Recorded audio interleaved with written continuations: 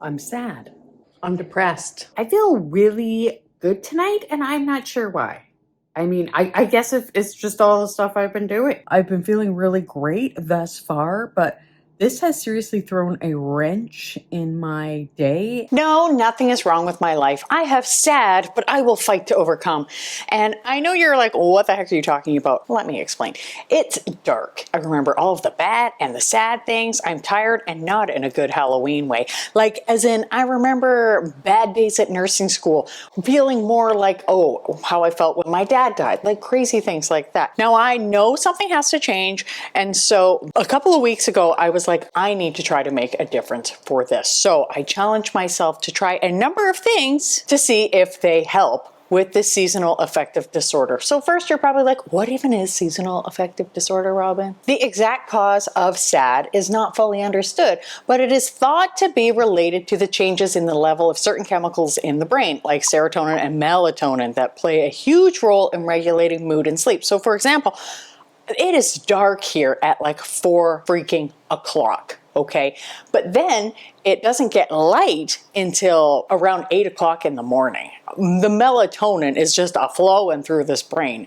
And unfortunately, my serotonin is probably lower as well. So SAD, seasonal affective disorder, is a kind of depression. And quite often it is related to the winter months or change in season.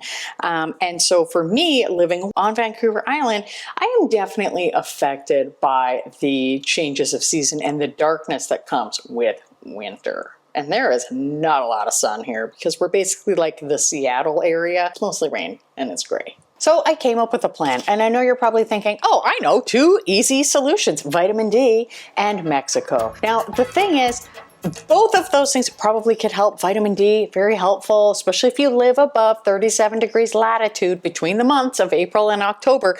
You have to supplement or you won't get enough. And talk to your doctor about that. Don't take the advice from me.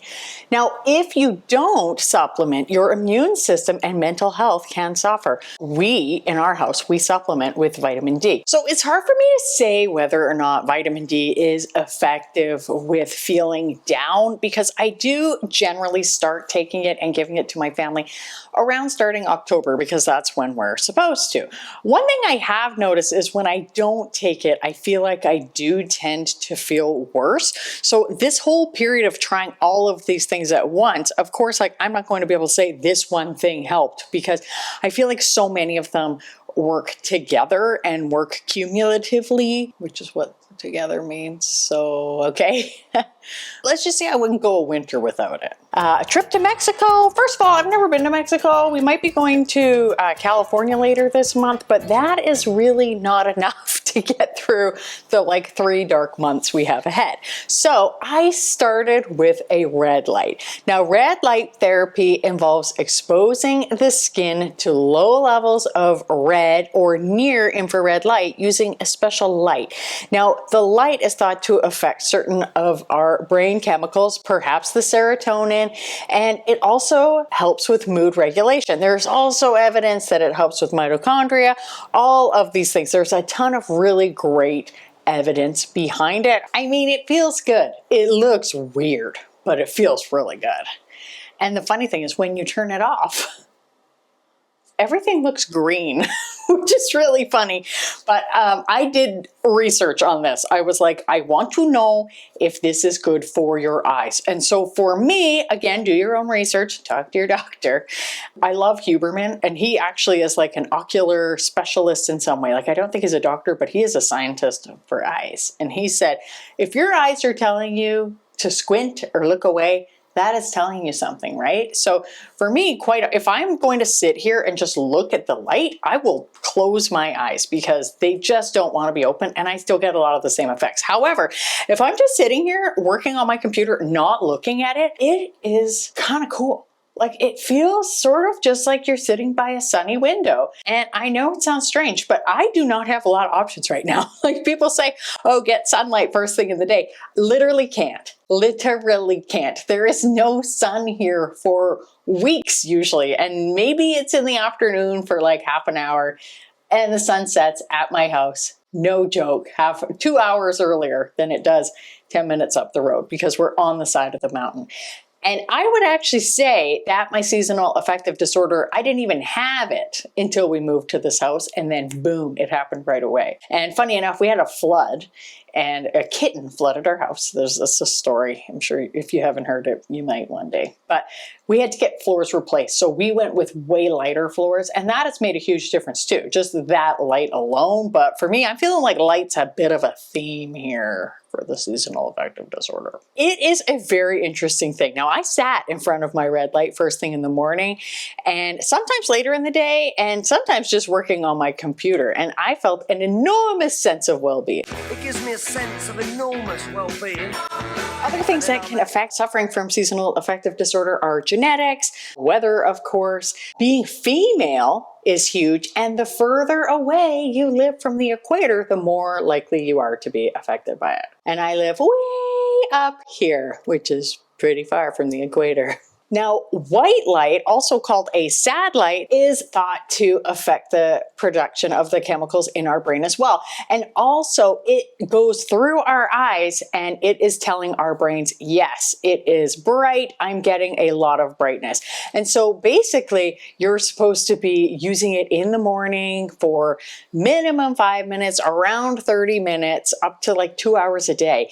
And it is most effective when used at the same time every day. But for me, personally, I started doing this probably in November because it was last year, just before Christmas, where I really started to kind of feel the sads starting to set in. So I started the 2 light therapies earlier in the year, and I don't know, it's kind of interesting.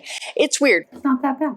My husband, he hates it because he says if he uses it before work, it affects his night driving because he's driving to work in the dark. So I get that. So I'm going to be honest. This one I kind of hate. It is so bright and it bugs me. It bugs me so much to come in here first thing in the morning when I'm all like tired and sleepy and then like turn it on and I'm like, but I will quite often hang it up here. And if I'm on a Zoom call, the lighting is actually pretty good. And if it's down here though, like let me show you. This is not a good look. This is not a good look. But up here, it's good. And then I'm getting like that brightness. And I kind of think it's helping. Now, B vitamins are another thing that apparently can help. And they play a lot of roles in the body, and they can help with the brain functioning, nervous system. They can help with mood and sleep, all of these things, B12, folate, all of that. And of course, like I said, talk to your doctor about these, but it can also help with serotonin and dopamine, which are hugely, hugely, hugely important. Like there are 2 things you like in life: serotonin and dopamine. So I started taking B vitamins as well. Let me know where you live, because people in Australia, maybe it is affecting them when it is their winter. Right now it's their summer. So they have like the opposite, but let me know. So the B vitamins are interesting. I have some B6 here, but I do sort of just take a multi-B vitamin right now.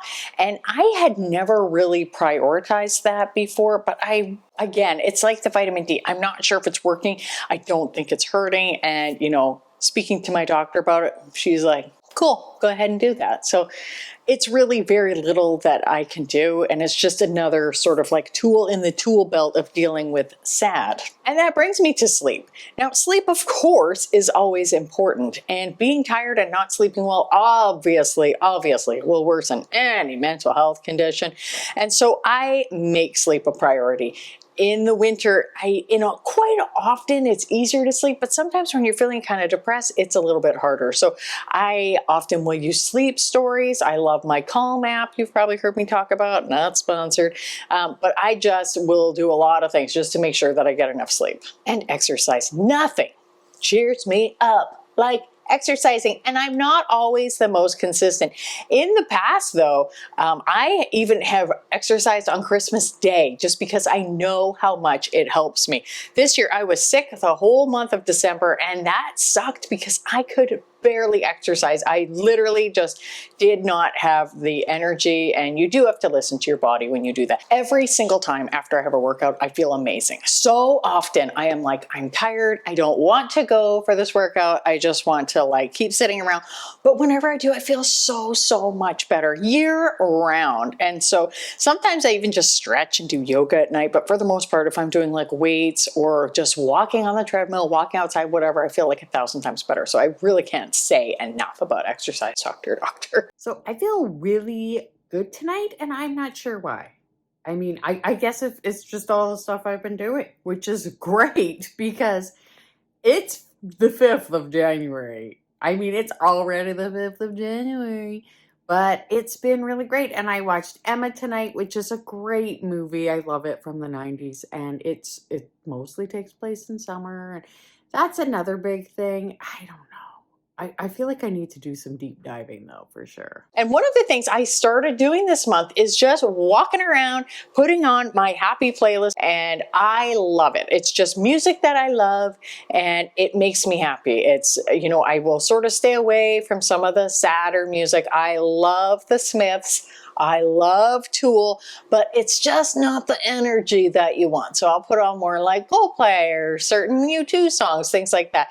And so that's a great thing also to do with my exercise is I'm listening to my music, or if I'm cooking or whatever, if I need to cheer up, especially like right around dusk, I'm like throwing the music on. Now, spending time with friends is also absolutely huge. A couple of friends and I have a thing called our Hype Girls group, and we send each other motivational messages every day. And I have to say, this is the first time I've done it. I think we've done it for about 2 months, but it has been huge, absolutely huge. Like I just feel so supported, so loved that I'm in contact with these friends every day. And I also have friends that I go out with for dinner on a monthly or, you know, semi-monthly basis, and really try to prioritize that in the winter though.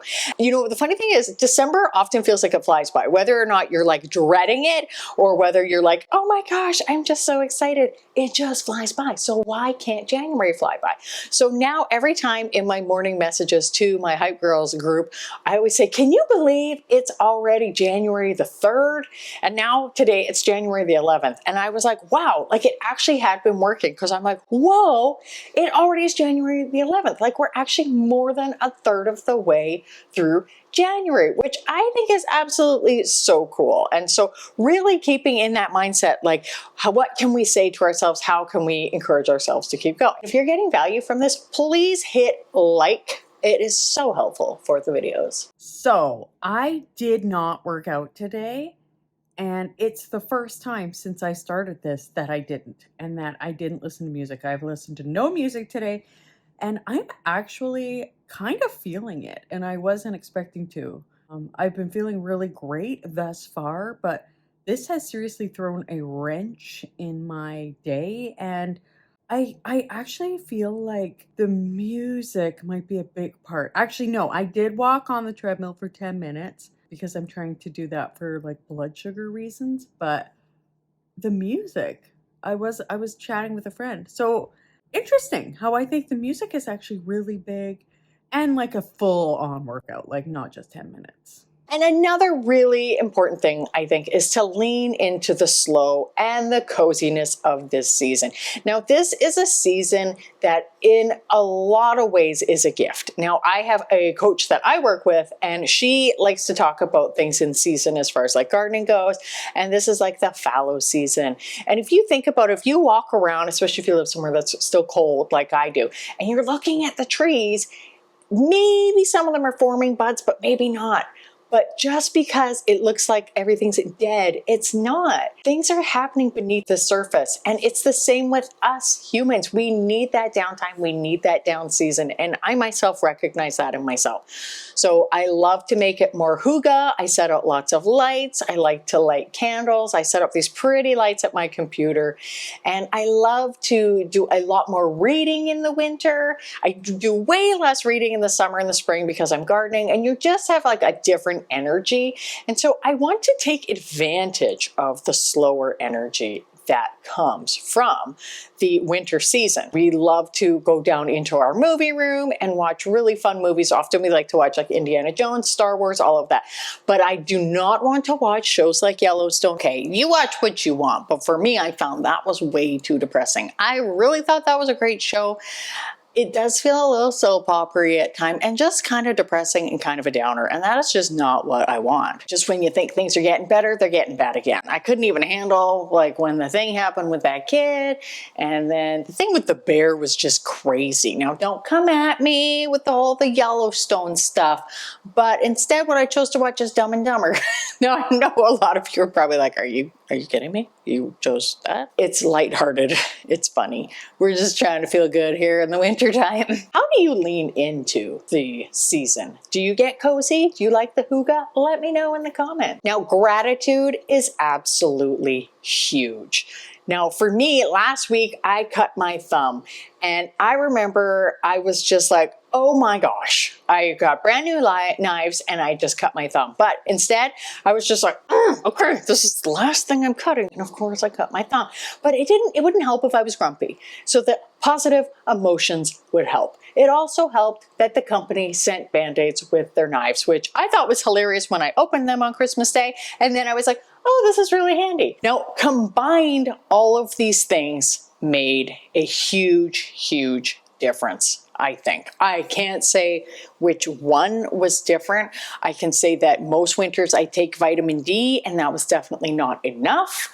But this year, using both of the lights, last year I used the white light. I didn't get it until around January, and I don't think it was that helpful then, but having the red light and the white light, hugely helpful. In fact, I would say the red light feels like it is doing the most. Like we are actually going to California soon, and in the past, I would be like, oh my gosh, it's like 4 weeks until we go away. But instead, I am sort of just like, oh yeah, that'll be nice. It'll be nice to see the sun, but I'm not like dying for it. And literally I have not seen a sunny day here for weeks because it just does not get sunny. And so I feel like the lights are helpful. Of course, sleep. Diet, I didn't even talk about diet, is hugely important, like reducing sugar. And then the other thing I think that is hugely helpful is the exercise and the music. So for me, I'm going to keep doing all of these things. I feel like it has majorly helped my seasonal affective disorder. Like it is not bothering me